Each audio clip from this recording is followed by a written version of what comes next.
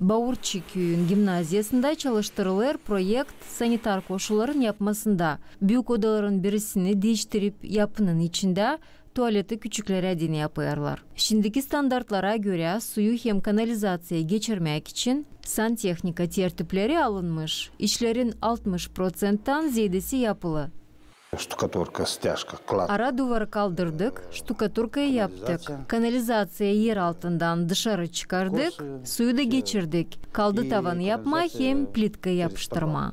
Остался еще плитку и гипсокартон. Бауырчы köyünde iki gimnaziyanın uşaklarını bir yapıya topladılar. Başlangıç klasları ta büyüklere geçirdiler. 5-9. klaslar okulun sağ tarafında bulunan payında yerleştirildi. Başlangıç klasları sol korpusa geçirdiler. Büyüklerin tarafında sanitar odası var. Küçüklere dini bu yıl yapıyorlar. Büyün başlangıç klasların uşakları komşu payın tuvaletlerine giderler. Bu sebep olur, öğrencilerin derslere geç kalmasında hem aralıklarda büyük sıkıntıya. Bauırçı'nın gimnaziyasının ilk okulunda 201 uşak, orta okulda da 230 uşak öğrenir. Direktörün yardımcısı Marina Yalancı, uşaklara dini lazımlı koşulların yapmasının önemliğini vurguladı. Uşakla geçmesine bir tarafa zordu onlara gezme uğru, orası uzak.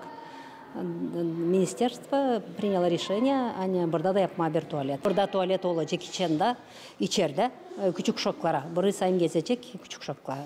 1-4. klasa kadar. Yapıda tuvalet yapılır, üretim ministerliğin hem yerindeki kuvvetlerin finanslanmasından. Projektin payı 554 bin lei tutar. Kontribusiya yerindeki kuvvetlerden 50 bin lei kurar. Ministerstvo образования hepsini aldı kendi üstüne. Bu projekti bitirir onlar. Hepsi hazır. Bu yılın başınadan bu projekt başarılacak. Uşaklar, küçükler bu tarafta, bu korpusta hani öğrenirler. Onlar başlayacak bu tarafa gelme, bu tuvaletle polizot olma.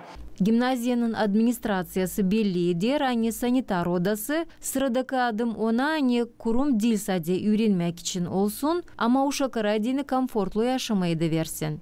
Svetlana Dimitroglu, Sergey Georgiev, Artem Topal, GRT Haberler.